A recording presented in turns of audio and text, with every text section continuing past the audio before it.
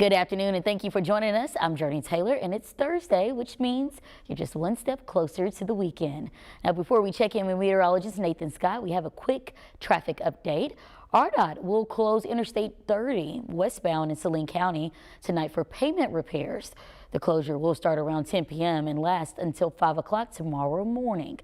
Now, Nathan, the sun is preparing hope for a nice weekend. Can you tell us what to look forward to in the next few days? Well, good afternoon, Jurnee. The sun is fading away a little bit as high clouds have been on the increase, but that's not stopping us in the temperature department. Spring fever in full effect once again today. It's only noon and temperatures have already climbed up well into the 60s across pretty much all of the natural state. But you see those high clouds on the increase, especially into Texas and into South Arkansas. Those clouds will continue to build their way in through the rest of your Thursday, but the temperatures today, they're warming up. I think they'll flirt with 70 degrees. Some locations could certainly reach 71, maybe 72, especially down to the south, a little bit cooler off to the north, but everybody unseasonably warm for this time of year.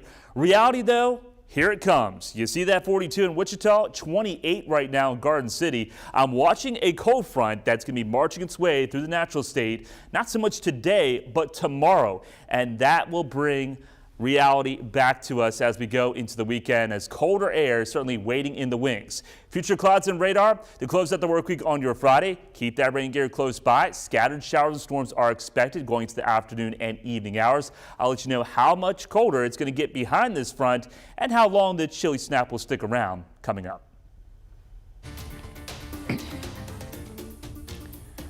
But what was supposed to be a time of celebrating quickly turned deadly after bullets went flying in a parade meant to honor Kansas City's Super Bowl win.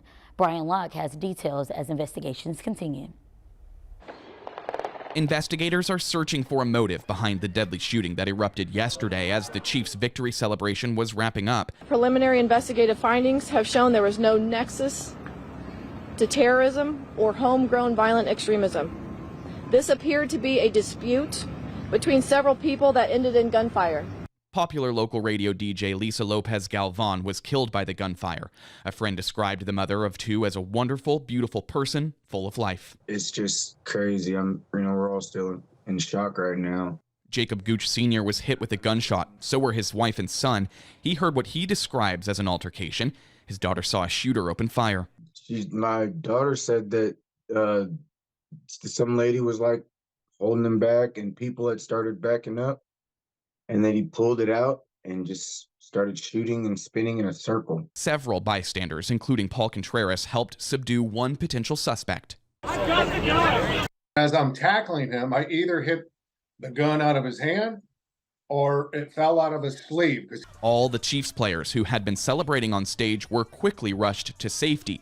Quarterback Patrick Mahomes posted a message praying for Kansas City. Kansas City's mayor has a message for people struggling to cope.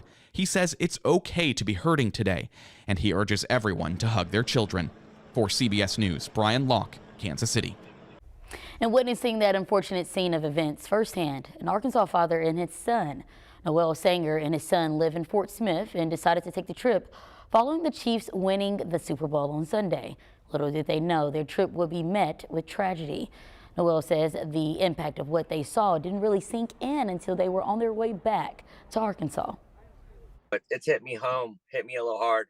I was fine until I started driving home and then just kind of look back at Miles and think we're so close, but you don't realize how bad it was until you hear about it and people checking on you. Then you start hearing about everyone in the hospitals. Noel says he and his son were in their rooms when they first heard the terrifying sounds of gunfire. We have a new update as we have more information surrounding the discovery of two dead bodies near Interstate 440 on Tuesday. The death of those victims is now being ruled a homicide by North Little Rock PD. The mother has been identified as 27-year-old T'Angela Tate from Jacksonville. Police has confirmed that she is the mother of the 2-month-old who was also found dead. An 18-month-old also found at the scene remains in the hospital under critical condition. Theft accusations have led to the arrest of a former mayor in Bull Shoals, Arkansas. David Nixon is being accused of taking nearly $6,000 in funds without approval. He now faces 2 felony charges, including abuse of office and theft of public funds. Happening later today, Lindsay Wallace is expected to be confirmed as the new head of the Department of Corrections. The decision comes after Joe Porfiry was forced to step down after a dispute over prison bed expansion. Governor Sanders' new pick is currently serving on the prison board as chief of staff. If the board moves forward with the decision, it will mark the end of the long road of finding the next person in charge.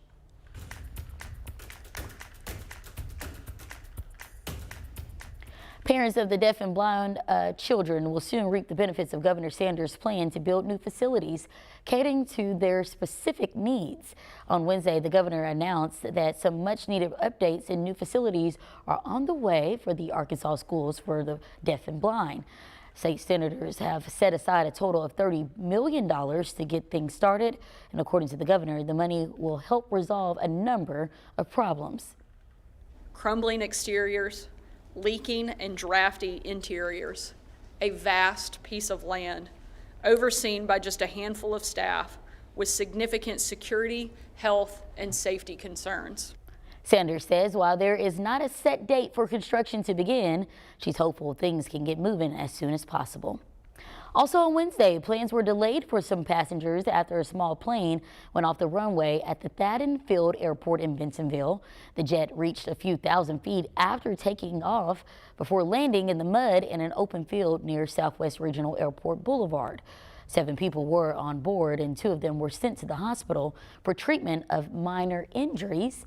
The airport manager says they're looking into what caused this to happen. They had some type of mechanical failure, but that'll be under investigation, and they were able to not lift off, and they went off the end of the runway. A ground stop was put in place to halt all air traffic in the area following the incident. Leaders spent hours preparing the scene for investigations by the Federal Aviation Administration. In other news, President Biden is planning to pour nearly $1 billion into updating airports across the country. A total of $970 million will go to 114 airports in the U.S. and stems from a $5 billion grant program to modernize airport terminals. Future updates include wider concourses, new baggage handling systems, and even new terminals. The funding comes as demand for air travel grows larger by the day. America was stronger, richer, safer, and more confident than ever when I was sitting behind that beautiful Resolute desk in the Oval Office. Words from former President Donald Trump during his campaign stop in South Carolina, where he focused more on re-election than the charges he's facing. The former president went before a judge in New York this morning for his criminal charges related to the hush money case.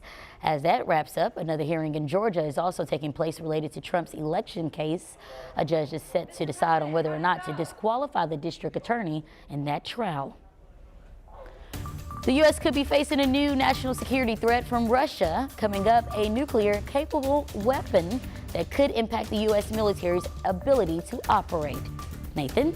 Yeah, and it's going to be a gorgeous Thursday around Central Arkansas. Temperatures feeling like spring once again, but I'm tracking a cold front off to our northwest, and this will bring us rain for Friday. Will the rain stick around for another soggy weekend? I'll have that answer coming up.